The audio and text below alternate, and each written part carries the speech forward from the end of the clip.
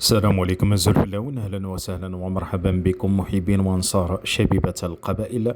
دائما في جديد اخبار الشبيبه لنهار اليوم. وطبعا موبيليس تعيين بودجه رئيسا جديدا لمجلس الاداره خلفا لولد علي، والتركيز الكلي على مشروع التكوين اضحى ضروريا. يعني موبيليس تلغي كل المناصب وتكتفي بمدير رياضي تقني، إنشاء مجلس التوجيه التكوين الشراكة والاستثمار الرياضي، اختيار اسم كفء يعني سيكون بناء على العديد من المعايير وقد لا يكون من محيط الفريق. يعني موبيليس تطالب زيمباور بتحمل مسؤولياته وإيجاد الحلول الكاملة. دودان يلوح بالاستقالة وقد يغادر، يعني أكد أن الضغط أصبح كبيرا عليه.